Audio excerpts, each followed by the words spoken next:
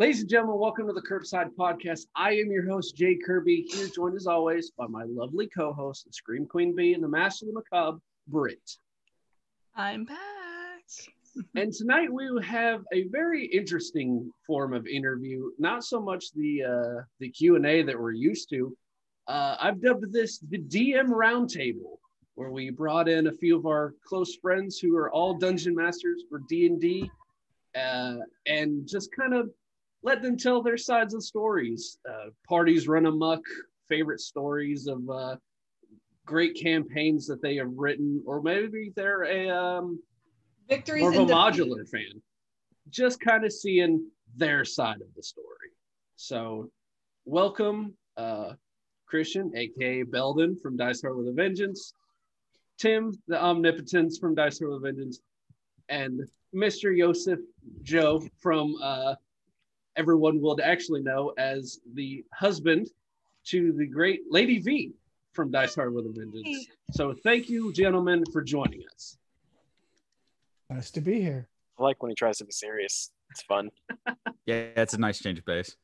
Oh, okay. Thank you. I'm used to it. Someone, I have to try to be professional when I do this. Someone will take me serious one day. I mean, we're talking about D&D, man. How serious do you want to be? I mean, it goes on a resume. Oh, fair enough. Does it really? Yeah, your complex problem solving with multiple peers, with asymmetrical ability sets, skill sets, and experience levels. The ability to problem solve from tangential locations or in manners that are generally considered to be unrelated or only loosely related to the particular problem. And interpersonal communication that brings in both pathos, logos, and experience. So that's a triumvirate as opposed to just a pairing. All of these things go into D&D, whether you're the DM or a player. And those are things that unless you sit down and think about it, you don't realize not only that you're doing, but you're doing very often, very well, and you're continuously growing and improving your skill set in these. I honestly think Joe is the only person I know that could ever polish a turd.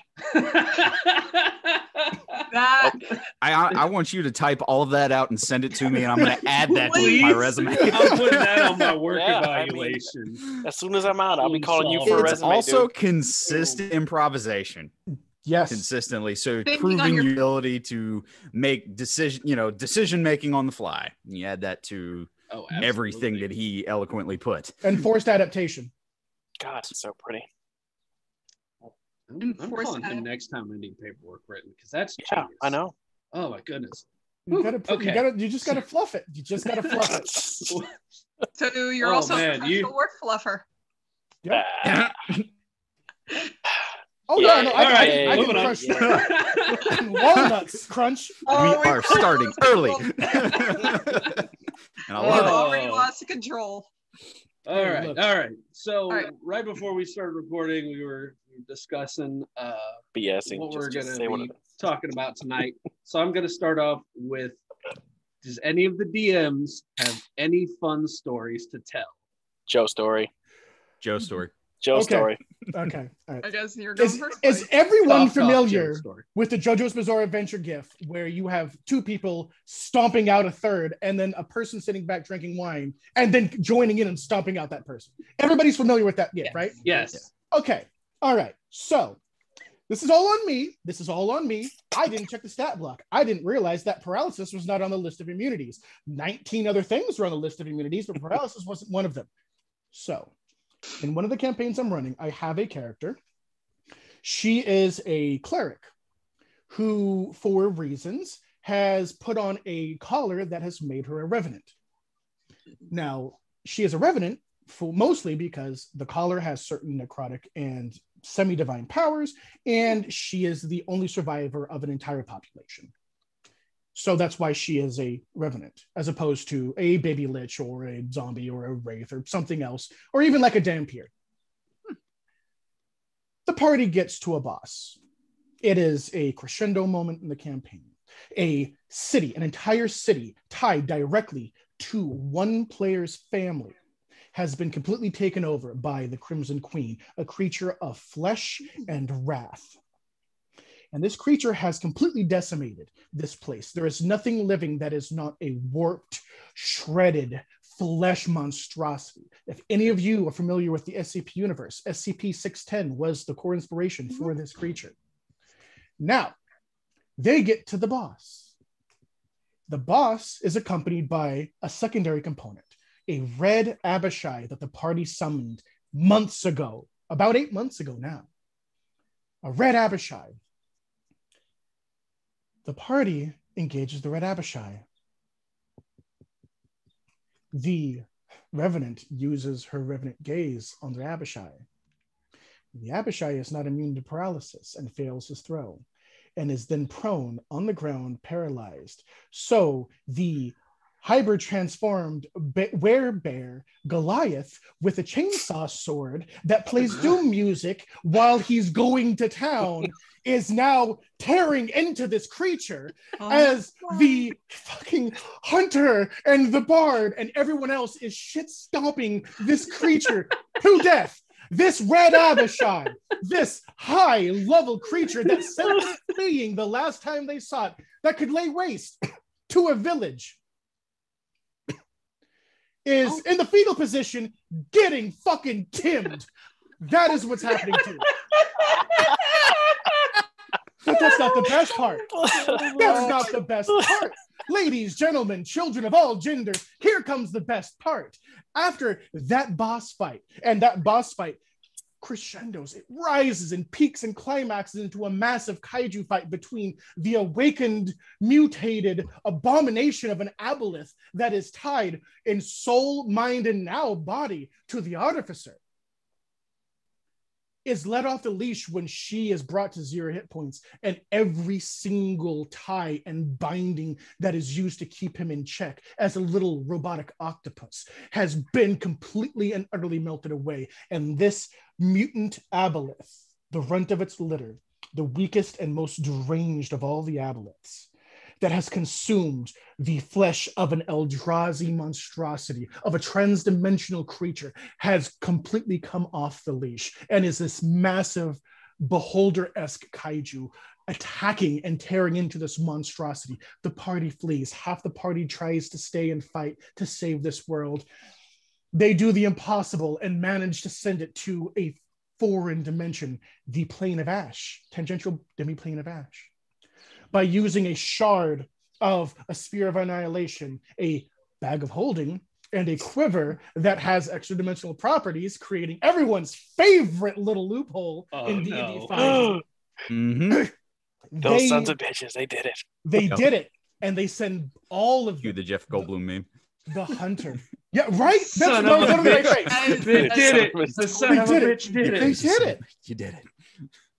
The hunter, the bard, the fighter, the aboleth monstrosity, and what can only be described as the perfect aberration of flesh and wrath were sent to the demi-plane of ash.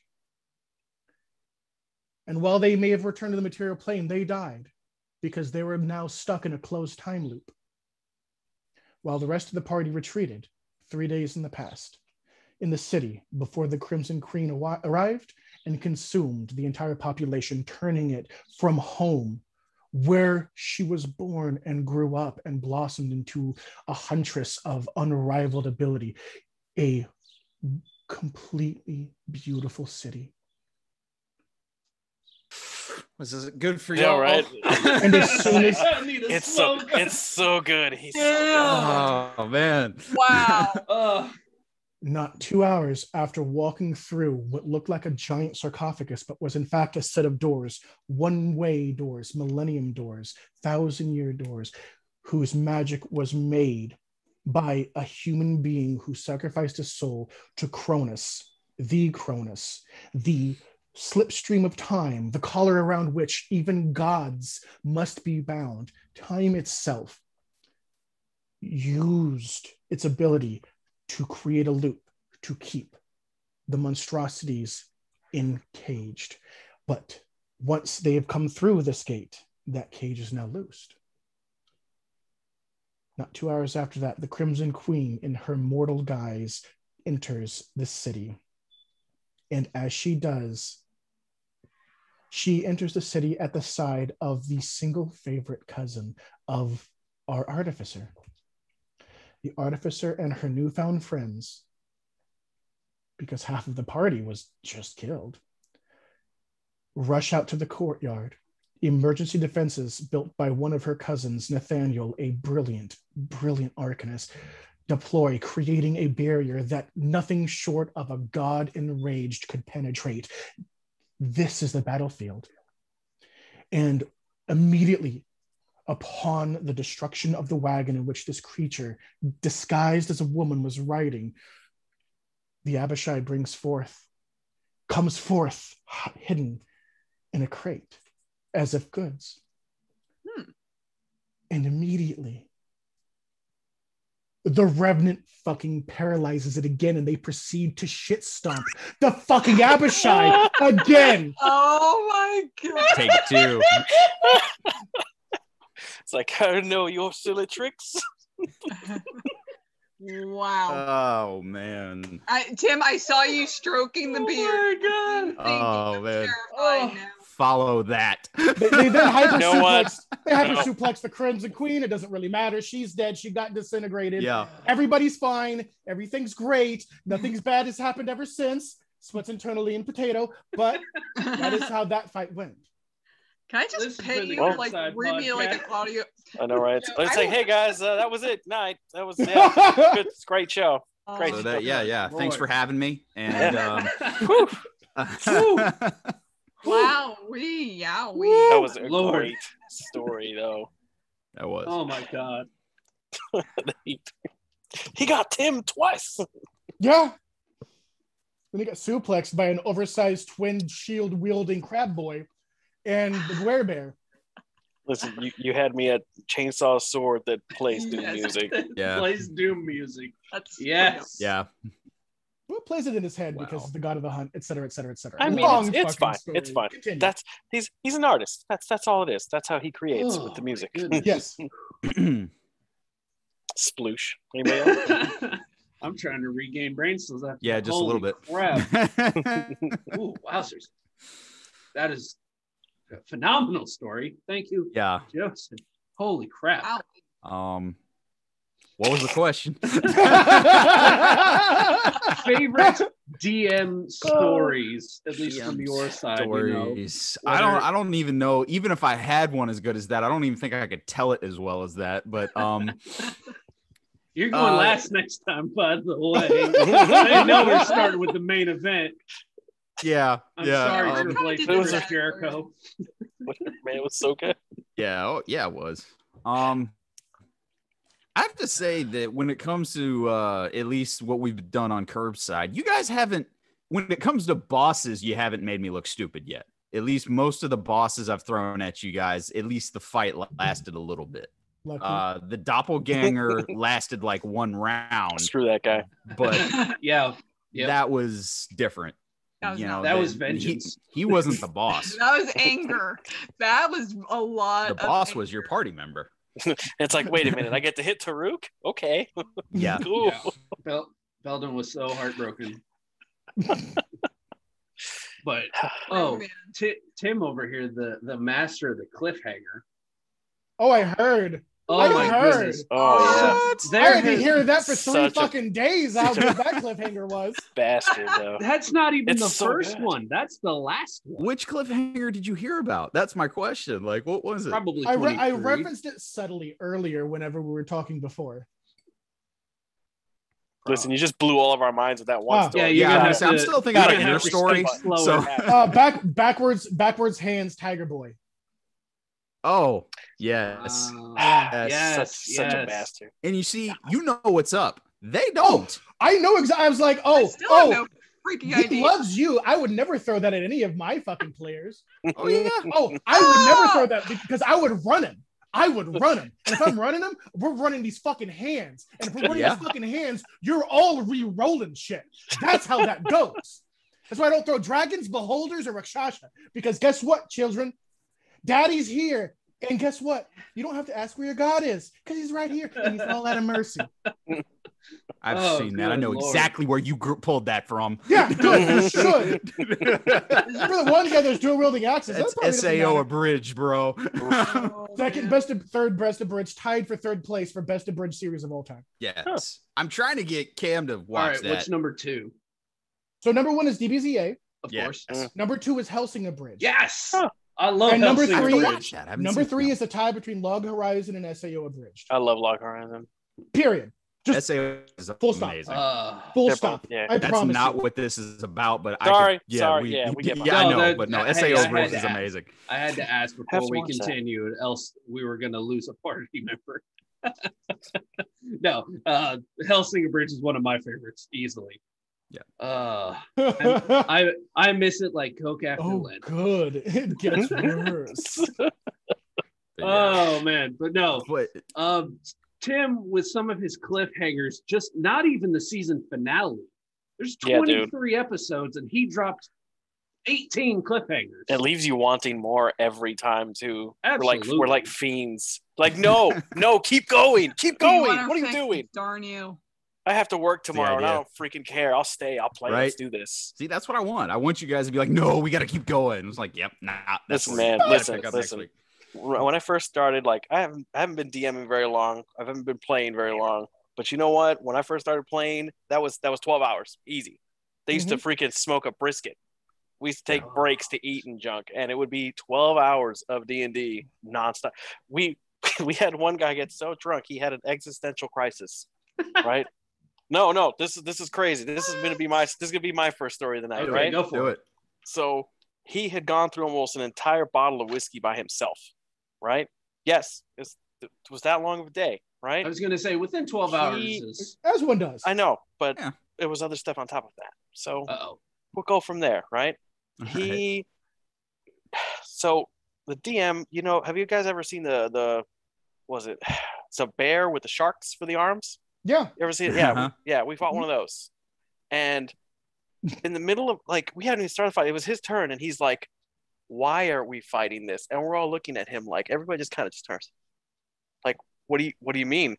He's like, well, what did it do? And it's like, it's about to eat this person. It just said, like, what do you mean? He's like, well, I don't want to fight it. And we're looking at him like, dude, are you crazy? Like, what's wrong with you? Like, and then we see exactly how much we all kind of click, and we're like, oh, he got so upset.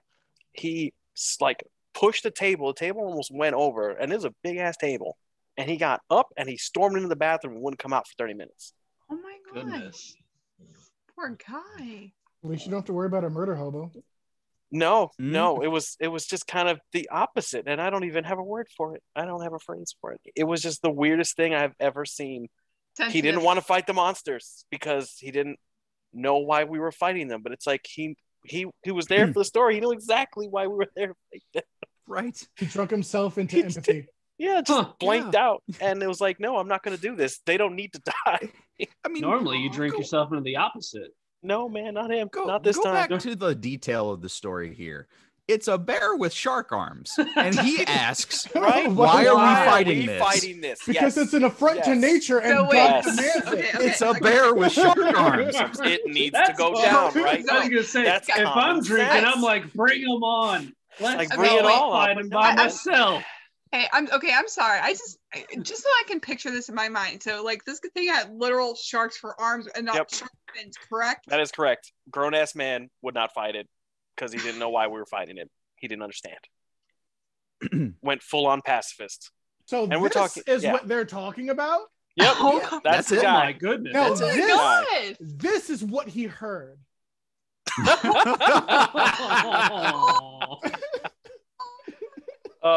Yeah, maybe his character didn't see the shark arms. I don't in his head it had Winnie the Pooh's voice. You don't know. Oh, bother, I'm looking for it's like bother, I'm looking for a smackerel of flesh.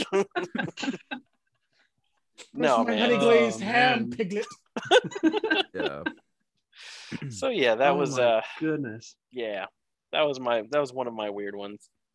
I was a player. We were all just kind of like, the DM didn't know what to do. We literally had to pause the whole game. We waited the 30 minutes, and then we called him a cab home. It was like, yeah, we can't play anymore.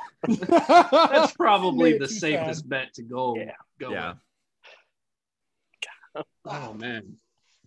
No, but All right. those what you started with those overnighters, stuff like that can happen, man. When you have been gaming for the past 12 hours, you've been just playing modules, homebrews, whatever for 12 hours straight. You know, I get that, you know, there's a breaking point. You hit that witching hour, but like Reality that's dissolves. hilarious. Like Reality dissolves. You're your character and you're there. And then all of a sudden, but why do we have to kill the owlbear? He's done nothing wrong. He's trying to eat a child. Is the child a dick? Does Will that the is child a grow up legit into a dick? question. You don't know. sometimes. This is taking just hearing that, Also- that's bringing me memories back to our winter festival. I was gonna say this Oh, is no. coming from the group that beat up Krampus, Hey, all right. He had it coming. and then Belden Did he? smoke checked him. The, Like the a children he divine- was stealing, you don't know. One of them might have grown up to be a dictator. You don't know. Exactly. They might have all been on the naughty list, but We don't Belden's know, like, but "Fuck it, I'm just gonna cut Krampus in half." with my Shing. freaking You laser. like jacked him up. Listen, I like to show that, you know, clerics, yeah, we heal stuff, but man, I can ruin you if I so choose. Yes, you could. I'm very Clerics proud. of you. control life. They don't just heal, they control life. Yeah. They control whether you see tomorrow or you don't, because they're always by default the party heart. So if the cleric says you can go ahead and kill him, you're fucked. That's none And of these that. these bastards left me asleep the first episode. Oh, that's right, they did. Oh, I God. remember that. Back to the I was first like, episode. wait, I I remember that. Oh my I was God. like, are you guys This- not gonna wait? Nope, What are you? Oh, nope, yeah. nope, Got- just no? poop. Stepped No? right And, over dude, him. And Holy shit. that was the moment that I realized, okay, this is gonna be the game. Oh, This is gonna be these the people game where I better play die. with them, and we want to do stupid things. Send all the Yeah, stupid yeah, things. yeah. Let's see how long we last. Oh yeah. Oh, what do And you I wanna have do? not stopped them this whole. You want to We suplex have the dragon? truly made some horrifying and stupid decisions. We've Let's made a pick up lot this of naked- bad decisions. Let's take this stupid guy, this naked dude with us, and we're gonna help him out because we don't know a damn thing about him, but we're gonna take him with us. Yep, nope, send it. Yep, he seems like a cool guy. Let's go. Oh no, not about. What about Mr. Tawny? That is Oh yeah, Yeah. my favorite What had NPC. happened was I'm sorry. See, what had happened was I'll we take all that fell one for too. that one. I was like, you know what? Yeah, no, look, man, look. Like I said, Look. warning bells all over. Cart on the side of the road. He's got this drink. Like, what's going on? But you know what? That's how we're playing. So let's I do basically gave you Dwarven Willy Wonka, and you fell for it. it. Yeah, It's and okay. And it was, So and we're it was idiots. wonderful. Like It I is said, without man, a doubt my favorite NPC that I've created for that whole campaign is Tawny Willowbeard. I It was want to great. play that character eventually. I both love and loathe. As a fan, I love Tawny. As a player, I'm Tawny gonna can kill suck it. Tawny by the end of this campaign. I swear to God. Same here. I have a similar character. I hate Yes. him. I made him and I hate him, and the party loves him and adopted him. And then I finally got rid of him on the other side of a fucking rift gate where nothing can ever come back from. And then somebody rolled a natural 1 on a D100. And if you ever use a D100 system, you roll underneath your percentages. So they found a lich underneath the city they had to lay siege to that had a Seer of Annihilation. So I said, oh, I'll bring you the one friendly lich, you know, a Lornorn. Him. you got screwed. And he talks like Sans. Oh, Okay, he talks like Papyrus. All right, Hey, talks like sorry. Papyrus. Oh, do you not know? Oh, so this is. How you doing, fuck boys? Welcome to the party. I've missed you. Lost my body, got a new one. It's a new Oh, body. It's a boy. nice outfit. I love the outfit. It's a little thin for me, don't you think? Oh my And god, I'd be my trying to set stepdad fire to does him. that same voice. My stepdad does that same voice. Now I know where I he love it. He's a literal. you just want to set fire to him. Does I anybody can raise see- your I hand was if you gonna know say, what Lornorn is? I've never met him. I already want to punch Wait, him. what? Say it again, Joe. A What was it? Lornorn. Lord, no. Or a Mm. Baylorn. Okay. Keep Do you know going. what a lich is? Yeah. Okay, good Yeah. lich made out of elf, Oh, okay. who specializes in knowing history and information. Oh, that's got to be obnoxious after a while, then. And all he wants, they found him in a sarcophagus where I was trying to give one of my players swords of revealing light or swords of concealing light because he was playing a card king. He was playing a game master character, so he was literally Yugimoto, who is his name. I was gonna say, did you just pull a Yu-Gi-Oh card in your campaign? That's his pretty name, cool. yes. Coming from the Pokemon trainer. Yeah. Love it, right, Tim, by the way. Right. Love it, by the way. But yeah, so in the so long story short, party comes to a room, has sarcophagi. There are two linked by magic that if you open one, the other one is destroyed. Mm-hmm. It's annihilated. One has swords of concealing light and one has swords of revealing light. The party is like, I'm going to game the system and try to open it, simultaneously, which detonates both sets and sends them into a beautiful sparkling dust, which the Forge Cleric, who is also the Revenant, decided to collect for later. Oh, good Lord. So after collecting hairs from an extra-dimensional being, blood from an eldritch abomination, and desecrated adamantine, and consecrated mithril, she was able to function to restore them by creating a bracelet of blades, which has swords of revealing light, swords of concealing light, and sword rain on it. Jeez. But that is where they found Tim. And Tim was a skull because he, being a Lornorn, generally they don't decompose, but he got lost and got fucked up by some traps. So all that was left was a head, kind of like a demi-lich. They went to a different place. He hijacked her body because he knew she would be able to respawn because she was a revenant. So he hijacked her body, shunted her soul into a ring of mind shielding she had, and then took that arm and gave it to the Goliath whenever they got kicked back into their material plane. And I thought I was done. I thought I was done having to do that voice. And I was finished having to have Tim in my campaign. And then they siege a city. It's an elven city.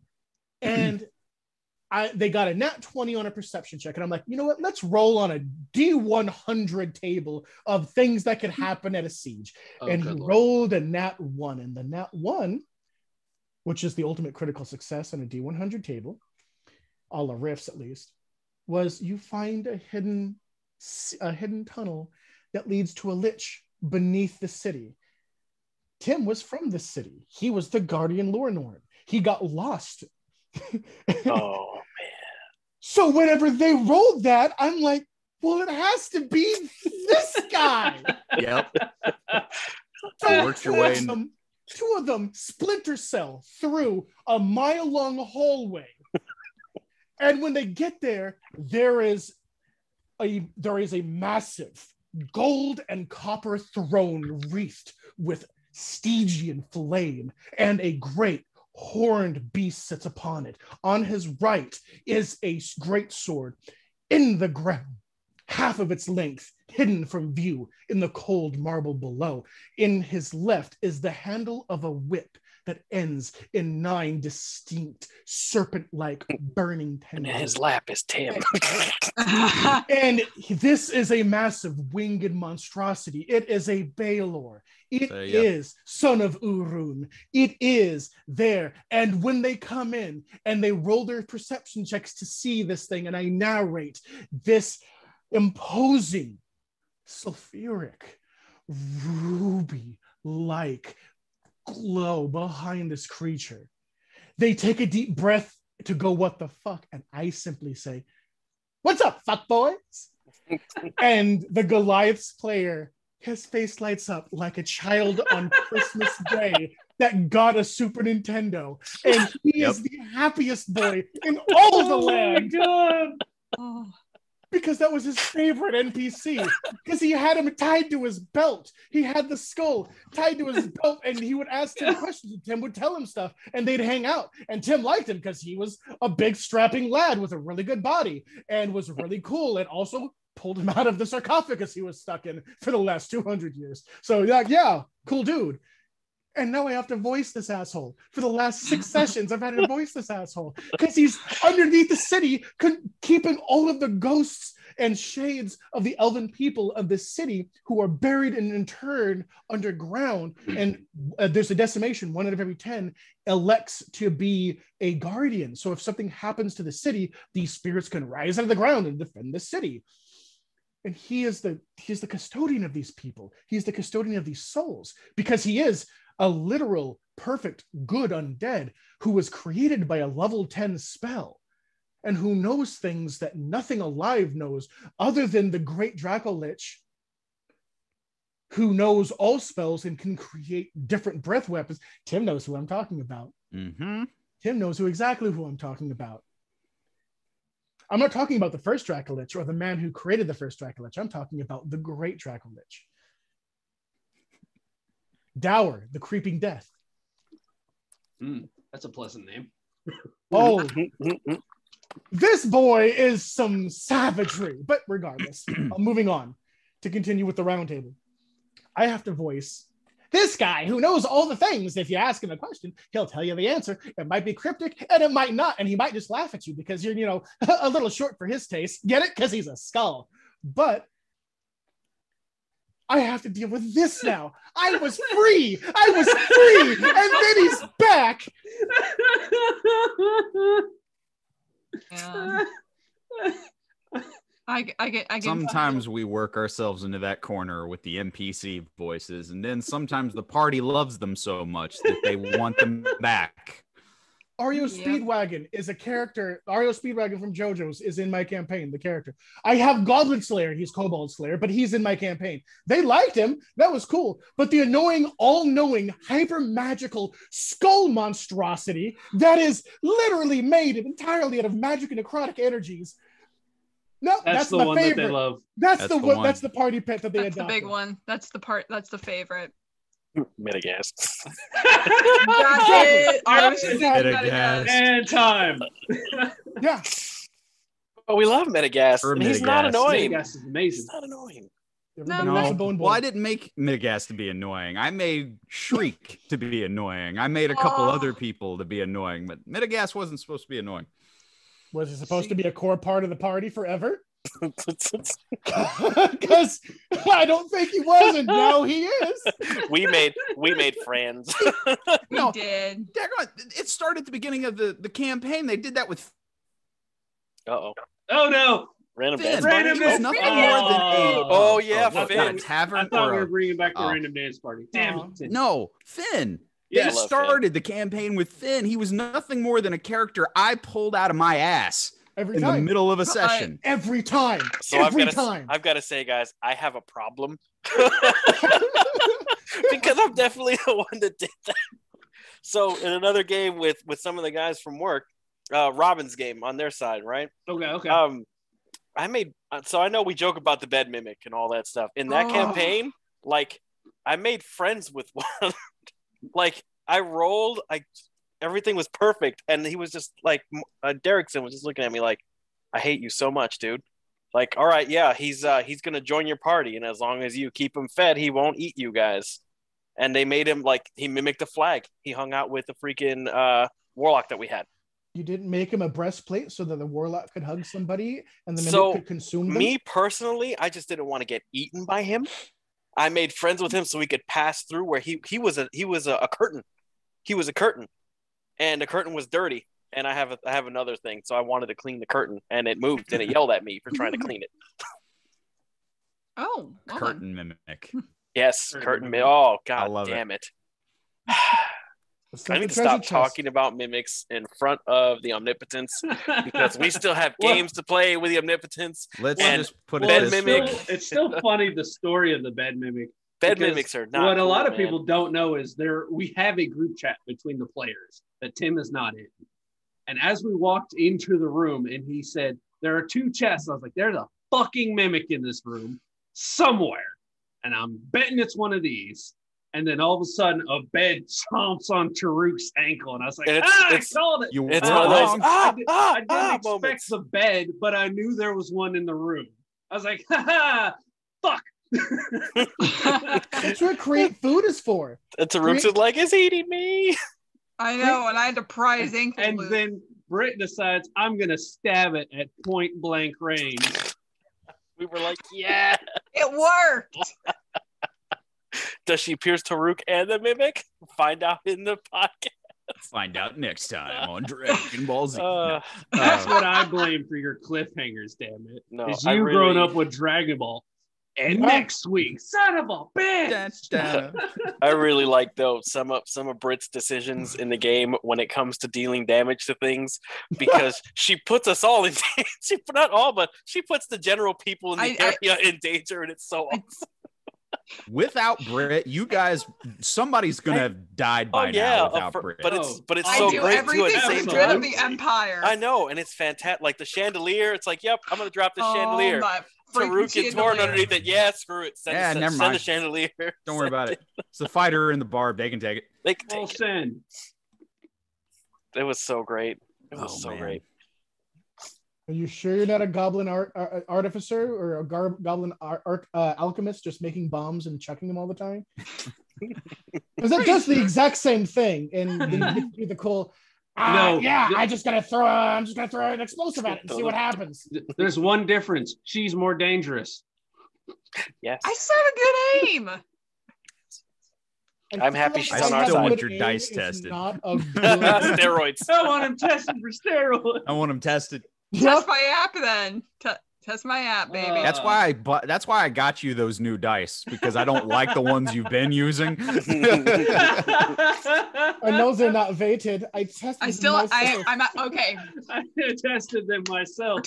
Okay. All right. When we start season 2, I will bring out the new dice, and I will. Well, better. And she will roll better. Whatever you were using before rolls entirely too high, too frequently for my liking. Ooh, those are my favorites right now. I'm getting the cat of scrutiny. Looks like some nice. Hold on a minute. Some red and some gold. They're black and copper. Put it back up to the screen, Joe.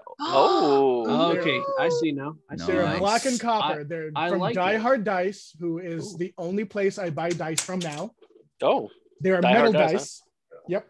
Because they sponsor the Unexpectables, which is my favorite D&D podcast. I guess at this point, second favorite D&D podcast. There it is. There it is. Die Hard Dice. But yes, Die Hard Dice sponsors them, and their dice are amazing. Die Hard. I'm gonna put that in my freaking bar right now, so I can go do it later. And then the sound they make. I'm trying to think. I think someone was. Ooh. I like that clicky. Ooh. It makes me happy. The clicky make you happy? Math rocks. Math rocks. Math rocks. Oh no, we don't math. We don't math good. We don't math good. I've got nobody does. Ooh! I've got another favorite part of our Dice Hard campaign. From what a lot of people don't know is I have wrestling gear that is silver and purple. So before the campaign started, I went out of my way to find silver and purple dice to fit my gimmick. Nice. Guys, I got a question for you, right? How many other campaigns, this is the first for me, has the DM ever had to look up the HP for so many inanimate objects? Yes, that's a good point. It's ridiculous. Oh my I'm a terrible DM. I didn't know the hit points to a rowboat. Okay. Who would know that off the top of their head? Nobody. 25, but who would know that off the top of their head? We're gonna attack the boat. Listen, okay, that one I can explain because I am, believe it or not, I'm not a D&D expert by any stretch of the imagination, so I don't know everything about D&D. So when I saw that the enemies were getting in the boat, I didn't think that boat would have HP. I thought it was a wooden boat. I was thinking more movie than I was D&D. I was like, I'm going to spit acid, cause a hole in the boat, and then the boat will sink and they won't get away. I didn't realize boats have HPs. Armor score for a boat. Or an armor score. What's the armor score for a boat? You're about to find out for the pirate one shot. There's poor Tim. Hit points for the hull, for the mast, everything. Fun. Mm-hmm. Super fun. Yeah. Roll to attack this mast that can't go anywhere. You Although miss. I'm excited for my character for the one-off. Oh, go ahead, please, Jones. Go ahead. No, please go ahead. No, please. You've talked less than any of us divided by 4. You're fine. Continue. Seriously, right. I got nothing. So, but what were you seriously? What were you saying? So, fuck. I was gonna say, especially whenever you're running a seafaring campaign where you're dealing with, or any campaign you're dealing with the hit points of inanimate objects a lot. getting a siege weapon or a character with the siege traits would help you a lot. If you're going to be a pirate and you want somebody that can board the other vessel now or sink that fucker by suplexing a boat, looking at you, you suplexed a train. Oh my god. Fucking Sabin. So now we're going into like Brock Lesnar territory with the suplex. I mean, yeah, but Goliaths or large limb tieflings can get the siege trait, which means that when they attack, they qualify as a siege monster. They qualify as siege. So I still want to watch someone suplex a boat. I want to suplex a boat now. Or, Damn it, man. Or take Tavern Brawler and suplex the captain through the boat. Fuck the boat. Go through the boat. To the bottom of the down through the deck. Love it. Wrap him up with the anchor and just go down. And go down. Favorite Street like Fighter game? Yes. Yes. Do Zangief. That's how the one shot ends. Spinning pile driver through the ship. I mean, I'll allow it. The ship stuff. All right. No. The time that I got freaking thrown by you, Joe, into the water and keel-hauled under the damn boat. That was the last. So we played a campaign, and Joe was like, "You trust me?" And I was like, "Yes." You didn't get keel-hauled. You went Hey, off man. the side. Whatever. No, I went under the boat. He specifically said I went under the boat. Okay, fair enough. Come out all bedraggled and waterlogged, and just I remember that now. All right. That brought I gotta buried hear the that. whole story to this. Okay. Joe's gonna remember better than me. I buried that. I buried it.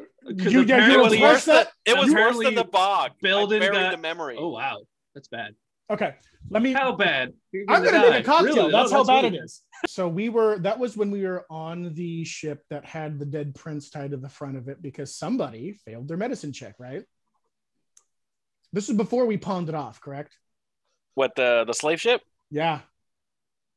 Because that was when we were on the slave ship. we had gotten the freaking we had that egg thing. Like we were trying to steal the egg thing. It wasn't on the ship that we sold. You were trying to get the dragon turtle egg. I was not trying to get the dragon turtle egg. Somebody was trying to. You guys the were trying to monk. get the dragon The turtle egg. monk was trying to get the dragon Yes. turtle egg in the book. I was an innocent bystander. Not even happy in my ways. I'm trying to remember why there was an actual functional reason why I needed to do that, and I for the life of me cannot remember. Distraction. That was your idea of a distraction. I'm pretty sure. Push. Just Splash. You Wilhelm scream. No, you know what? I think it was because I needed to get you out of there, and I could get myself out of there, but I couldn't get you out of there, so that was the best I could do. I think that's what it was. Yeah, obviously you remember it different because you went under the boat. So like you're gonna have a slightly different opinion of what happened. Repression does that to you. I'm trying to remember exactly why. I know there was an actual reason for it. I just can't remember what that reason was.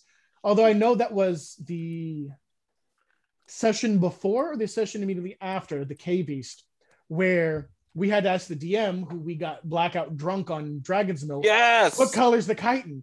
And he said, I don't know. What color do you want it to be? And that was the same session where Lady V, where your friend V decided to feed, because she was playing a bard at the time, decided to feed somebody a bunch of gold after she brainwashed them and said, "You're stupid. Give me your shoes." She told me that story. Oh my gosh. Yeah. Why'd you summon the K-Beast? For the glory of Malara, of course. You're stupid. Give me your shoes. Okay, here, eat this. Okay, kick, dead, summons the fucking avatar of Malar. They fight. We go in and harvest a whole bunch of shit because they were both way too big and powerful for us. And now we've got great materials that we shouldn't have and an ATM system that we can call in a moment's notice because the DM fucked up and let us have an instant bank. It's just a little gnome in it. And he's, what do you want? Deposit or withdrawal? And like, deposit. What do you want to deposit? Gold? Nah, chitin. That won't fit. Can you make it fit? Yeah. And we shove it in and he fucking deposits shit for us. It was amazing. This is the same. This is the boat campaign too, right? Yeah, this is the same campaign. So like what? Within the first couple of sessions, we not only like acquired a ship, but we managed to trick somebody into freaking buying it. We were like, we could have retired and generations of our freaking. You've kid always would've been the fine. business player, haven't you? No, He has. that's just It was it. the It's a bar. business It was known. the bar's idea. It was She solid. sold it for like 3,000 gold. We were No, level dude, 3. 10. It was 10. We sold it for 10. We were level 3. We had no business having that kind of wealth. Joe was using We his have minor no business being illusions. this rich. She was using minor illusions. I That was was- like, That it was also after nuts. me and the good cleric tortured the slave owner to death, the captain of the ship to death, because he was a slave trader. And my backstory was I had been a slave, became a warlock because, hey, somebody get me out of this. Somebody did. So I'm like, baller. What do you need? So me and the cleric, who was the sweetest thing, tortured this man for an extended period of time. Oh yeah. Wow. Really did. And then we hid the damage. I and mean, it sold sounds like he deserved it. And then we prestidigitation the shit out of that ship. Oh yeah, we did. And the only reason she sold it because she is like, well, it's a slave ship. Oh, I don't want a slave ship. They're humans. What the fuck do you care? You're an elf like me. Touche. And that was what got the sale. Oh my gosh. 10,000 gold. At Crap. level what? Level 3. Oh my gosh. Good Mind you, Lord. her character had That's so much obscene. money, whereas like, how much does a violin cost? 300 gold? I'm I've like, heard that story. She didn't. Yeah, her character didn't know the freaking. The value of of gold. money. how much is a banana? $10? I don't know. Piper, you do not eat cheese crackers. Hello, pet. Wow. I would like to pet you on your little head. It is very square. Do you have pity mix? Yes. Yes, Yes. I can always tell because of the right angle on the head and the big ears and the want to just drool and roll over everything. Well, she thinks she's gonna try to eat a cheese cracker. Does she deserve a cheese cracker? Of course she does. She's a She doesn't Give her eat. the cheese. She give her the cheese cracker. Well, A, they're hot and spicy cheese crackers, so no. 2, she doesn't eat the cheese crackers. C, I have cocoa dusted almonds also, so I think that might be what she's trying to get to. And she can't eat it because chocolate bad for puppies. Yes, it is. White Now chocolate.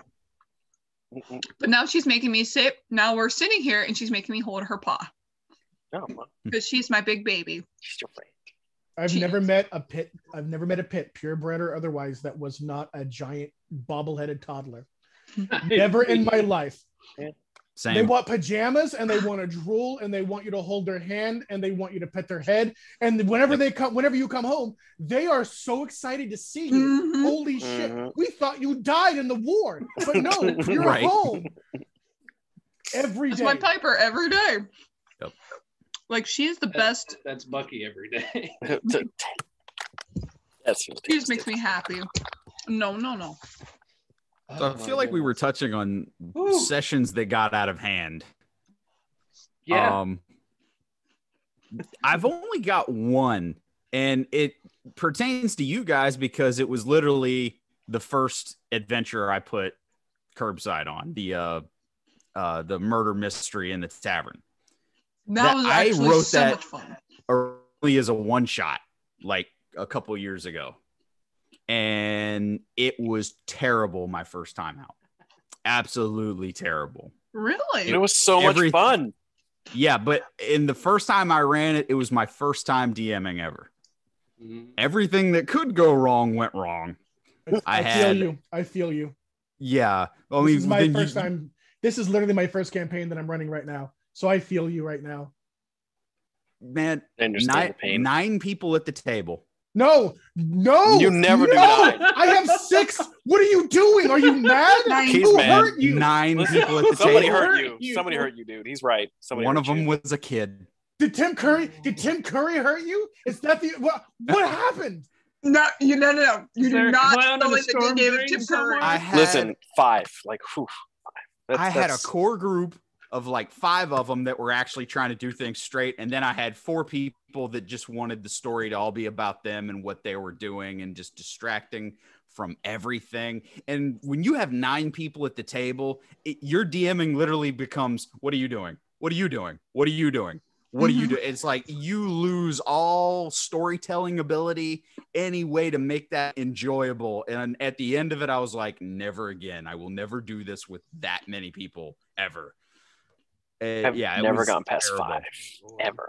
I'm running They 6 right now. figured it out, Never by done the it. way. The They never biggest figured party out I've the ever murder. been a part of. They didn't figure out the murder? No, it got Damn. so derailed. We were done. Yeah. I mean, you know what? Like, to be fair, the fact Do me a that favor. oh my god, one of my new players does that to me. Sorry.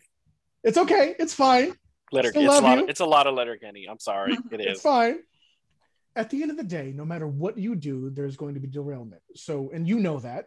You've seen it. I've seen the look in your eyes when I've seen your face when they're like, but we're gonna go over here, and you're like, but he's on the bench. We're gonna go over here, but he's on the bench. We're gonna go over here.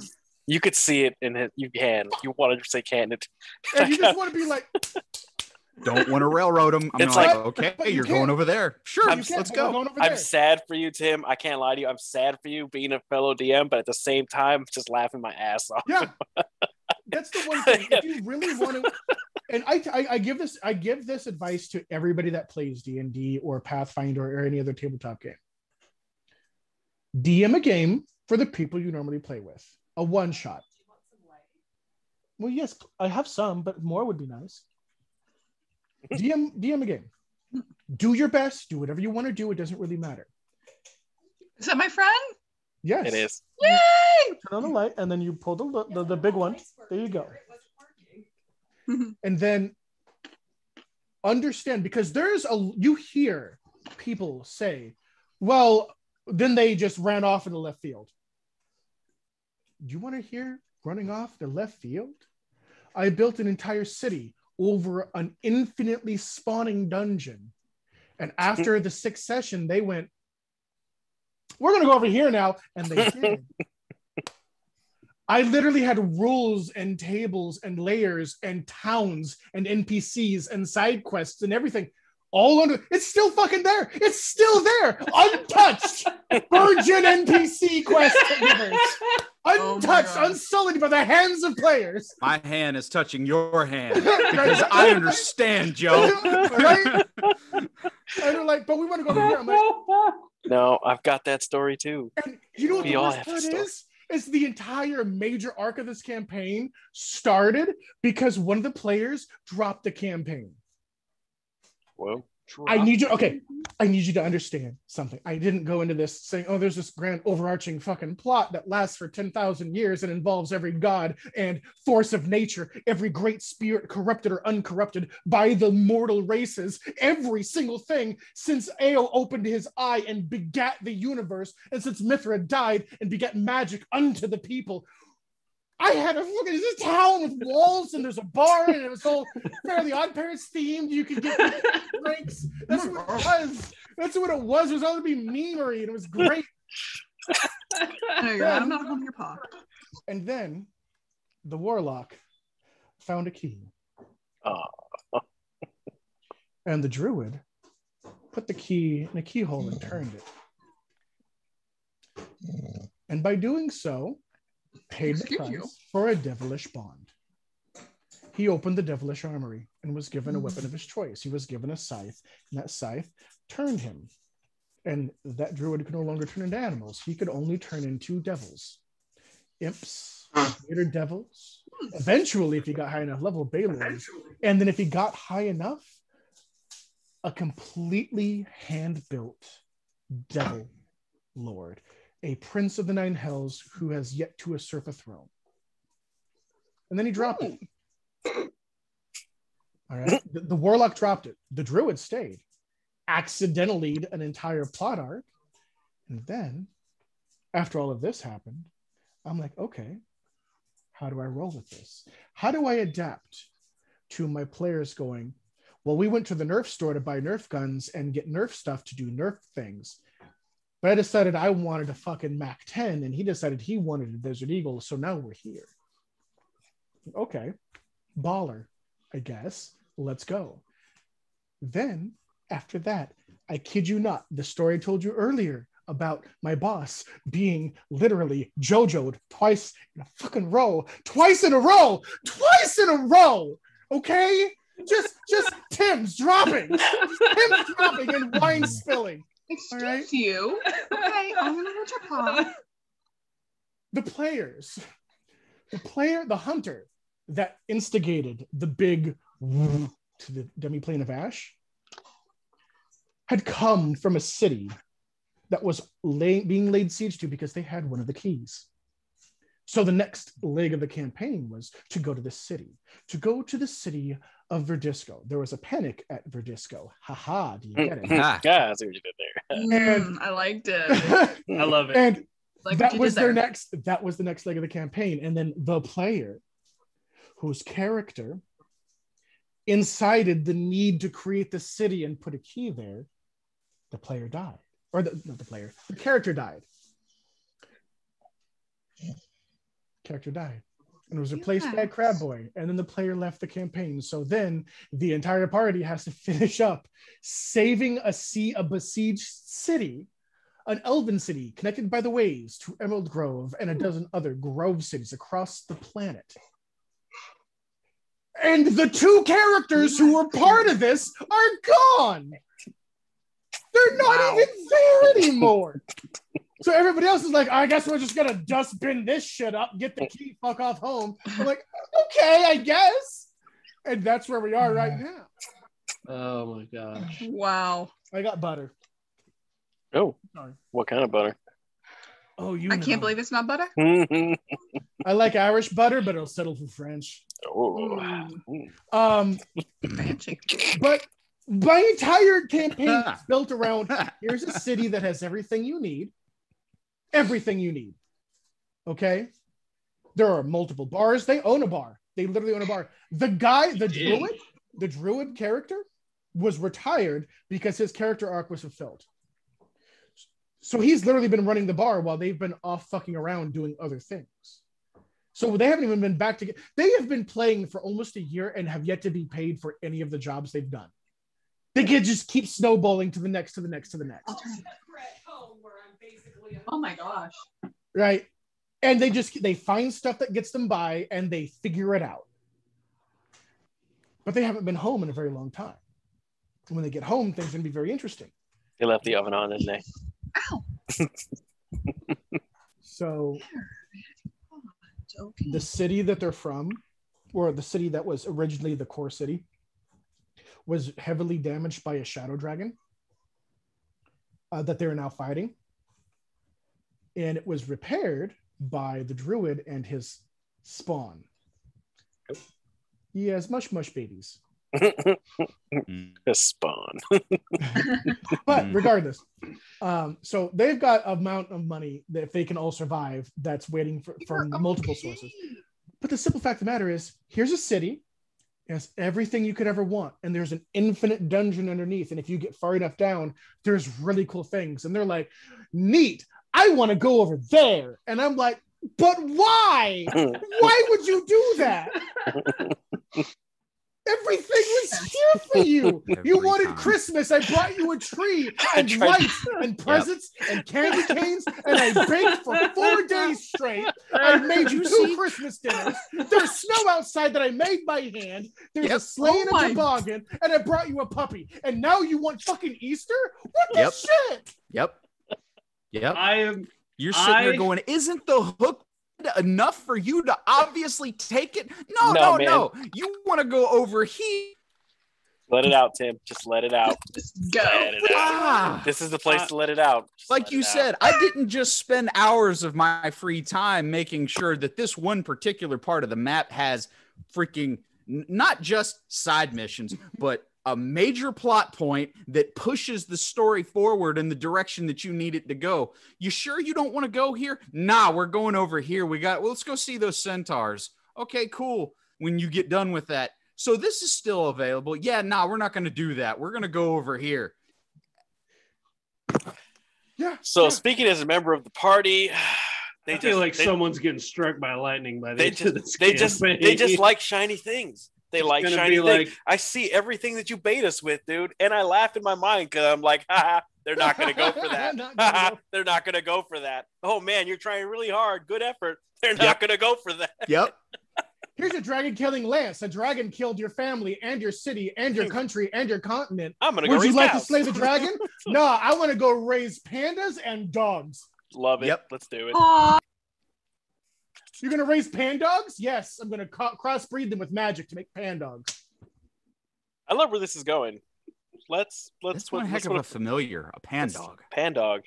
Because you can make it a Tibetan Mastiff and part panda, and it's still 700 pounds of bullshit, but it's also adorable. Holy Right. shit. And you can ride it into combat if you're medium or smaller.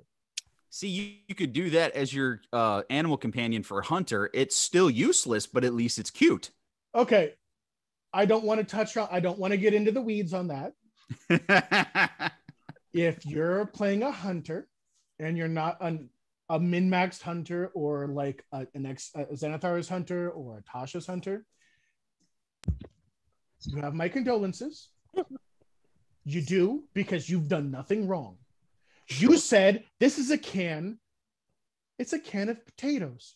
I would love potatoes. So I open the can of potatoes and I pour out the potatoes, and it turns out they're radishes that say potato on them. And now I'm sad because everything lied to me. Mm-hmm. But if through all of that you can push through, you want to know what I gave my hunter? You want to know what I gave my hunter to make him being a hunter not just fucking garbage? I give him Mystic Archer Bow. Has anybody played Dragon's Dogma? So a Mystic Archer's Bow allows you to create a +1/+1 magical arrow and fire it. Or you can use a charge to cast Magic Missile. You have a number of charges that is very generous. It's around a dozen charges, right? And you can use that as much as you want, and then they're refreshed on the beginning of the next day. Because even if you cast Magic Missile at 9th level, which would be 9 of the 10 charges, let's say it had, it's really only a dozen D4 darts of force, right? Sure. But they guarantee to hit.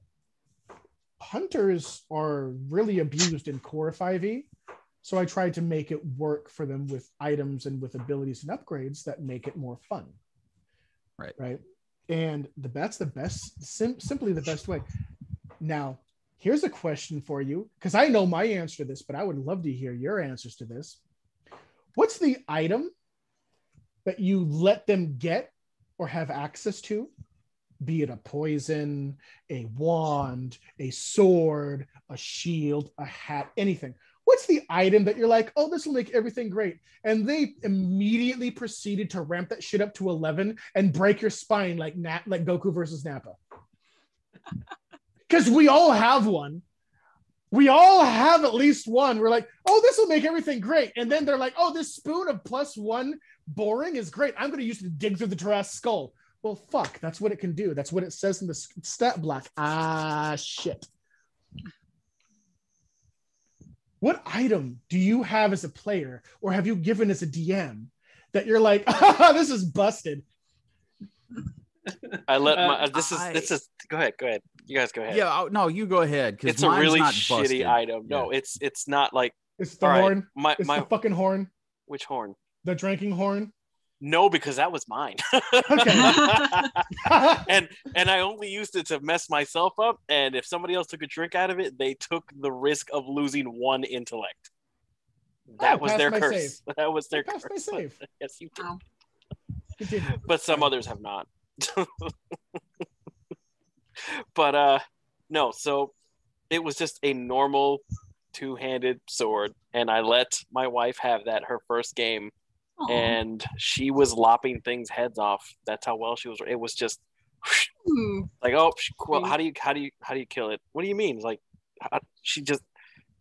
It makes me sad thinking about this, because it's like you said, you spent all that time and all that crap, and she was literally murdering everything that I put across her at. You know what I mean? Just one shot. So she was murder hoboing. And yeah, and I was like, I need to figure out a way to get this away from her. So she fought something. I figured that they had an encounter, and it was supposed to be a talking encounter, and she turned it into a fight, and I'm like, perfect. Here we go. And he broke that bad boy, and she was sad, but I was like, it needed to happen. They were kobolds. It had to be done. It had to be done. Those poor little kobolds, man, they were just dead. Aww. Dead. I was like, oh, this is not good. This is not fucking good. The other members of the party were they would just let her do it. And I was like, yeah, I can't. And she was like, later on, she was pissed at me. It's like, why? And I'm like, you know why. You know exactly You why I know had to what take you that away did. from you. It's like, I messed up by doing it. I'm sorry. I know you loved it. You know, you'll get one eventually, you know, just not right now. That was mine. With great power comes great responsibilities. That wasn't even great power. It was a normal sword. Just a normal two-hander. It's That's like, no. the thing. It have to be a legendary item. It could be like a common one, and if it's overused, you're just like, I regret ever giving you this. Yep. Hashtag immovable rod. You could do some damage. I was with gonna that. say bag of tricks. I mean, the Pokemon are fun. Robe of many Luckily, kinds. I haven't abused. I don't think I've abused No, it. I've no. only pulled it out when I really You've thought done, we need it. I think, a grand total of 3 times. I think so. You haven't abused it. No. Yeah. I regret giving Taruk the Horn of Plenty of pies. I know I'm gonna regret that down the road. I feel like he's gonna try to like cover a dungeon floor with pies because it is technically an infinite amount of pies that he can get out of that thing. And I'm just gave him a pie launcher, dude. That's gonna bite me Yes, later. I know it. Yeah, pie that's how you find invisible enemies. You just hurl pies around the room. I'm not an Yeah, idiot. see? Yeah. Yes. I'm not an idiot. Oh my god. Wait. Vindication. That was his Curbside plan. Podcast. Wait. Okay, So- okay. When we had the Not an invisible idiot? enemies. When we had the invisible enemy in I got a visitor. Come here. Aw. When we Is it- had is it the gentleman? the invisible Yeah, the gentleman made it up the enemies, stairs by himself. Come here. Come on. I'm sorry. What the hell my is- brain's over. Come on. We had invisible enemies in the It's a baby.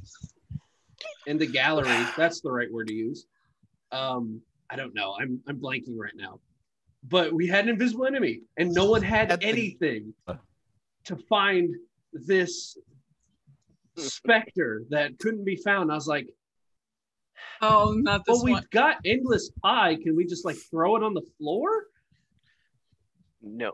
And see, the smartest person I've met so far just said you could use it to cover the floor. I am not an idiot. I was waiting. You guys were trying. What was that? Was that Dorb and Shriek in Yes. the gala? Yes, Norman Right, Shriek. right.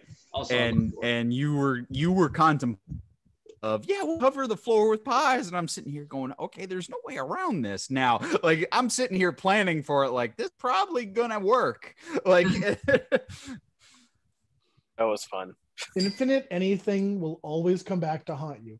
Decanter of endless water, bottle of endless smoke, anything. Bag of holding potatoes, infinite potatoes. It doesn't matter. It will always come back to haunt you. French fries now. Darn y'all. bag of endless potatoes. I love it. All the potatoes. I could go for some carne asada fries. I haven't had good Mexican food in years. I don't know. That's it. No, Can't move I anywhere. I didn't abuse it. I just drank it myself. That's all. I was just abusing myself at that point. It's like, are you sure? Yeah, man, I'm sure. I'm gonna do this. It's cool. No worries. Okay, so I'll wind this down with one last question for everyone, because I asked Britt this question last night when we were recording an interview with her. Who personally has been one of your guys' favorite characters to DM for? As far as like me watching the show, as far as the editor, I would say probably my favorite has either been Nat or it's been Belden, because I love watching Belden turn from just the quiet cleric who's tagging along into the shady business dwarf who's ready to make a deal with anyone. Mm-hmm. And then Nat, who is just being Nat. Like, let's be honest, that's all MVP. it's boiled down to. That is so absolute good at RP though. MVP. It's insane. No. Yes. Oh yeah. Yeah, no, You don't even absolutely. know it. You don't even know that you're doing it. You're Yeah, so Yes. freaking good at it. It's That- insane. Blows I had to my hear mind that. every I had to time. hear that for session after session after session. Oh, so there's this person and she's new and she's playing and it's like her first or second time. And then she's she just really goes. good. And I'm like, okay, that's great. I'm watching videos. I'm like, white Damn. people can't do this shit. This is ridiculous. Well, I have to say that, like, and I said it again to Jay when I was doing my interview last night, being a part of this group that has just been so helpful to me, and like I felt so comfortable with them. Like that's really kind of helped me to kind of find, like, kind of up my confidence a little, somewhat. Don't you growl at me. You have, as far as I'm concerned, you have the RP moment of the entire campaign with Nat in the full-blown evening gown climbing up into a tree just to work shit out. I was like, I swear I'm going to get some art done of that. Absolutely. Just the imagery of this girl in a full evening gown climbing up in a tree branch because I am not okay. Like, that's amazing. It's one of my favorite moments of the campaign RP-wise. Real Mistborn stuff right there.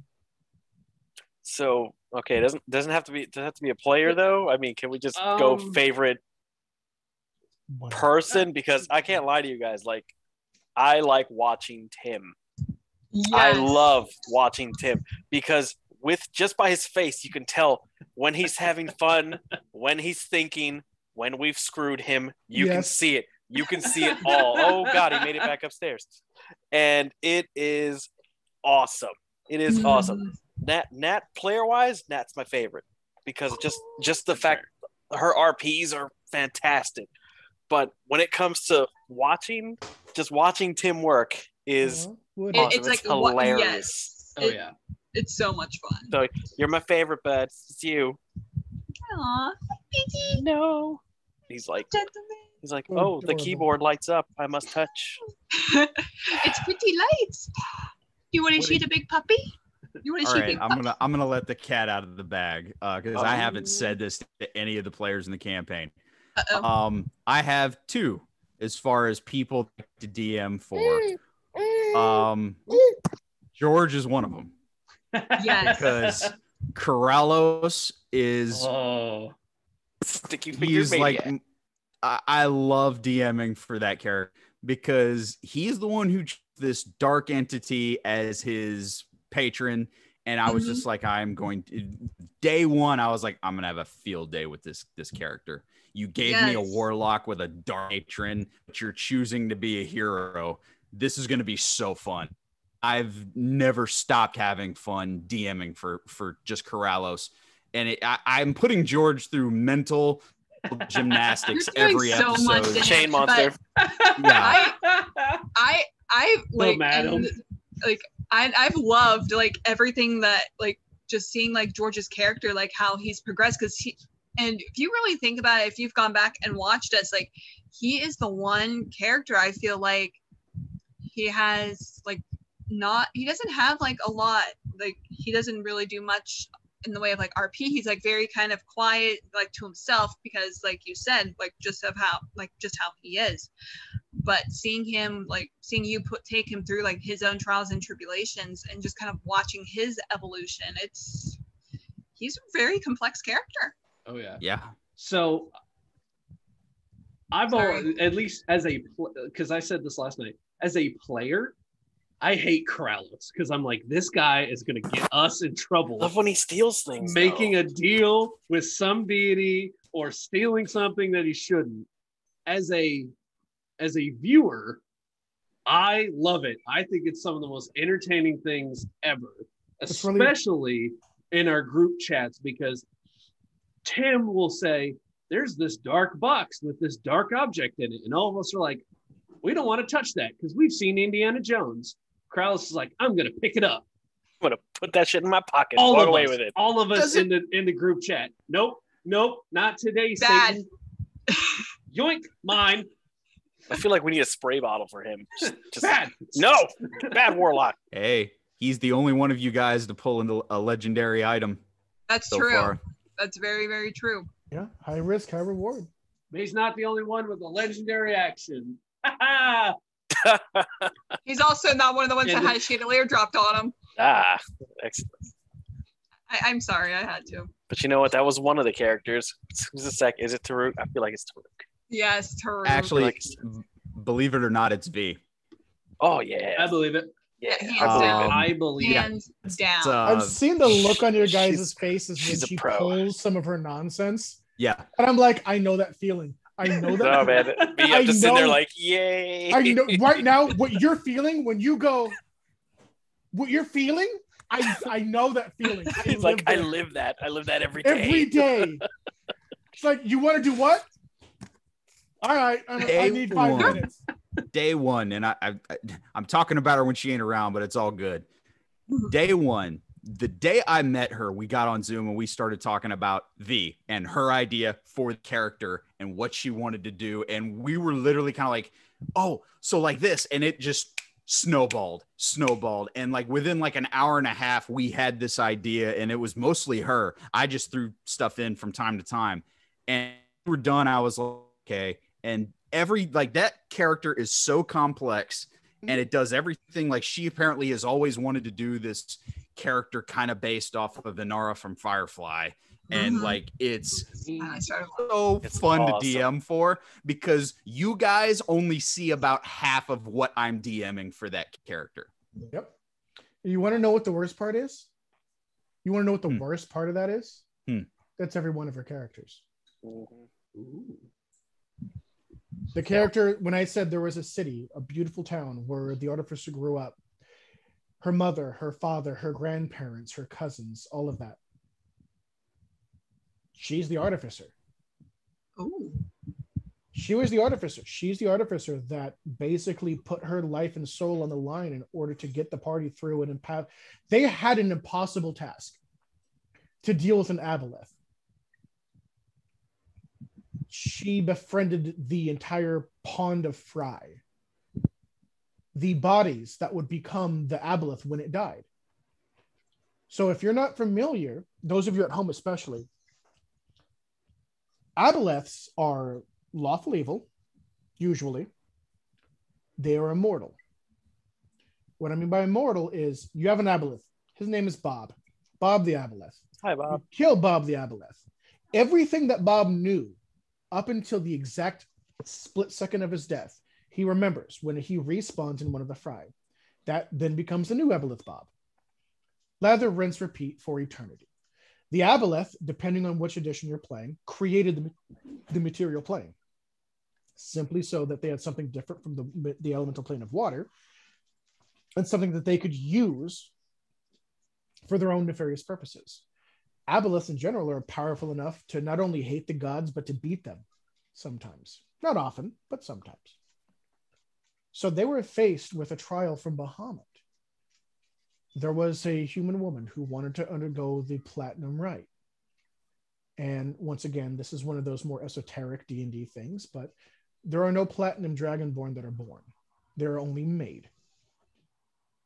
They're made when someone under the service of Bahamut is willing to undergo a very painful and extreme transformation into a platinum dragonborn.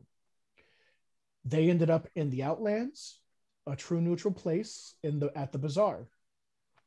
They did insane things, getting Grumps just turned off of ayahuasca and weed, getting Bahamut and Heller, the god of the hunt, to just jam out with the bard, and they were going on just rolling stones into the night. The bartender was a creature so powerful that most 13th level or below parties of 6 or less would be completely and utterly annihilated before he reached the 85% HP mark. But yet somehow, through all of this, her character has been, she's very much Goku. She has a flat character arc. She is exactly who she was at the beginning of the series. She is still a woman who wants to do the best that she can for her family and do the best that she can for the people she tries to save and to help and to protect. And by doing so, she does more than anyone could ever ask of her, and she never sees it. But this is the character that she plays. And she's tied with my cleric. The cleric in my current party, he's a friend of mine. joined the army a few years ago. Wonderful guy. I've known him since he was 16. I've known him for probably 12 years now. And he is playing Satara Kesh. She is a Forge Cleric. And if any of you have ever run a Forge Cleric, you already know. And if any of you haven't, and one of your players says, I want to be a Forge Cleric, you punch him in the fucking genitals because Forge Clerics are broken. Forge Clerics are overpowered. I want to be God. Neat. You can be God. I want to be a Forge Cleric. No. Too strong. Forge But I really, really want to be. Neat. Just be God too. No. Forge Clerics are busted in the best Stop way. him when he lies. Right? I mean, you know, you sat down and read that stat block and went, no. No. Oh, but it's like a guilty pleasure, though. But I love me some Claire. So he plays Satara, and she is the last of a dying race. She is a Kelishtar. Her entire people were slaughtered. She is the last living soul, and she is tied psychically to every single one of those souls. She is the backbone of communication for the party, and she is the core of the web for the entire party. And she can communicate 220 feet because she is also linked to Cetus, which is the aboleth attached to the artificer. So she can literally talk to any of them at almost any range in normal circumstances or scenarios.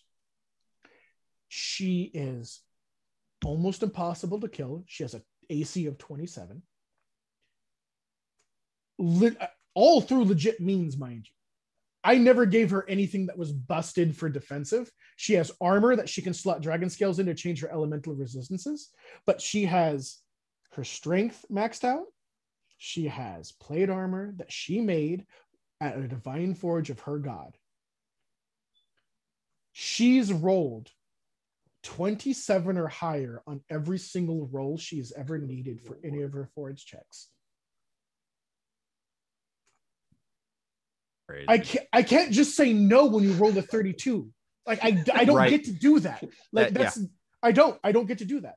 Oh, I want to hit it. Okay, roll to hit. Let's see if you hit 32. Yeah. Yeah. Right? I know that feeling. I know you do.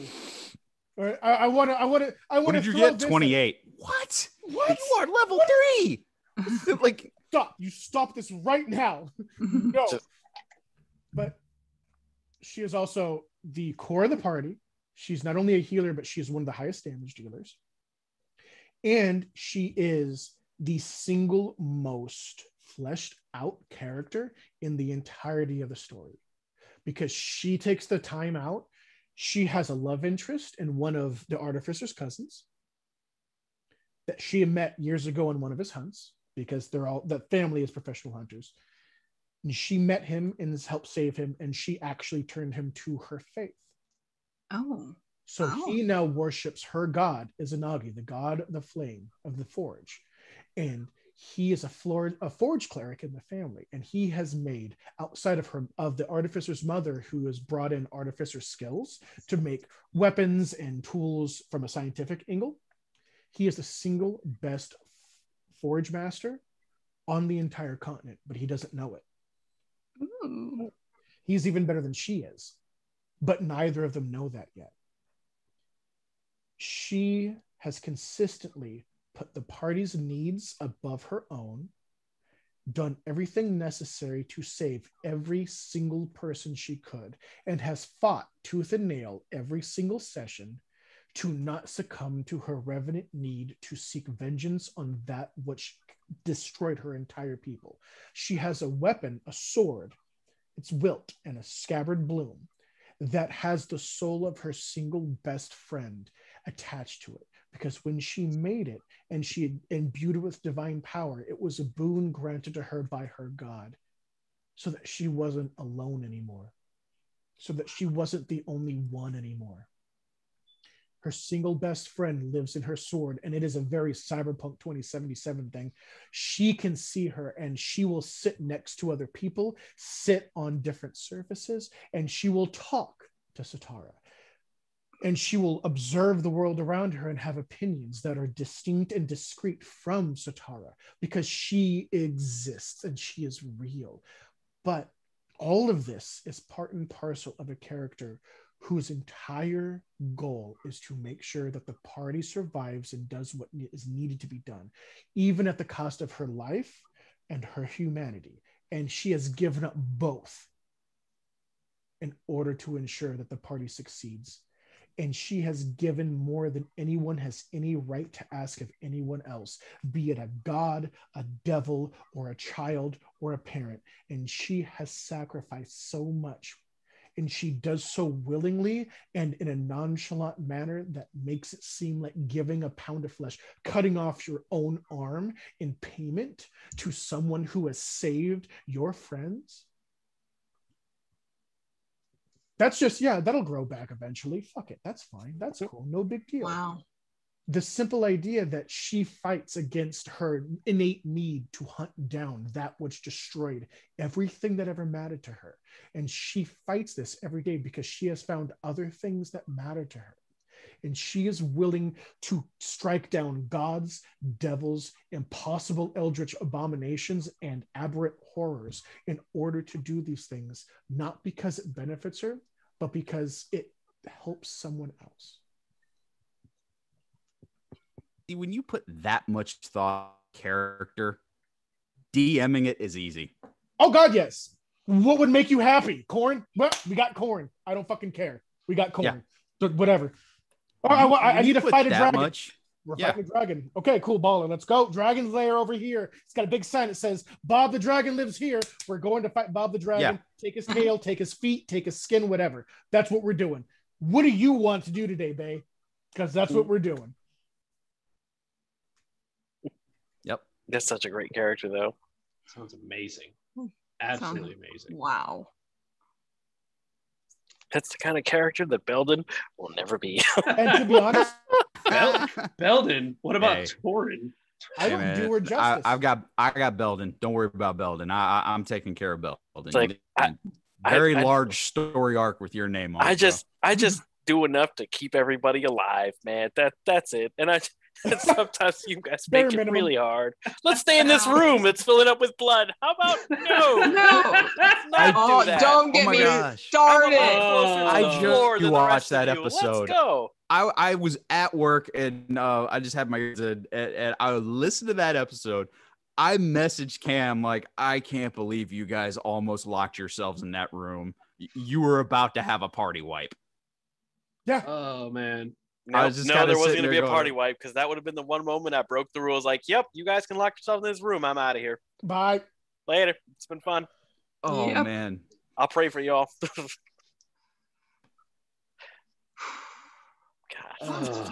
That was all done because I love The Shining, by the way. I'm a huge Stephen King fan. Oh, yeah, it was perfect for a Halloween episode, too. Yeah. It made me so happy, my little black heart. Absolutely perfect. Did he spend 2.5 hours describing a room that you guys never went into? Because that would be Stephen King. I didn't go that far. I'm right. You've read those I know. books. You're right. You know I'm right. You read Rosemary. The first half of the book is describing the house and parts that you never, ever, ever go to in the entire rest of the book. Not wrong. I'll stop you when you're lying. Yeah. I didn't go that far. Thank God. Justine Coons it. Is it good as Stephen King? No. Does it waste as much of your time? Also no. So you know what? It balances out. It does. It does. Yeah. I like Dean Koontz. Yeah. So, oh my goodness. I'm gonna get my little co-pilot one. How to bring this back to the end. Watching him show. Oh my goodness. Guys, thank you for joining us today for this fantastic, absolutely amazing DM roundtable. I had the idea of possibly doing this again in the future with other DMs, just as a little way to look into everyone's creative process. That's the right way to put it. You know, Tim DM's one way, Joe DM's another, Christian DM's another, and I've seen all kinds of different game styles and DM styles. So I just wanted to bring everyone together and kind of just talk everyone's own point of view. So thank you guys for joining us. Yes, today. thank you so We much. greatly This having has us. been appreciate it. so much Yeah, fun. thanks for having me. Absolute blast. Love the Joe stories. Oh yeah, Loved it. absolutely. Thank you, Joe, for joining us as well. Yes. Thank you for having me. I appreciate you guys. Of course. And thank you everyone for listening. Like us on Facebook, follow us on Twitter, tap the little subscribe button on your YouTube app. Also, subscribe to us on Spotify because we are now on Spotify. We're now on Anchor. We're on all kinds of streaming platforms. So you guys can listen to us all kinds of different ways. Anywhere you go. Anywhere you go. So thank you everyone for listening. Thank you guys for joining us. And we will see you all next time.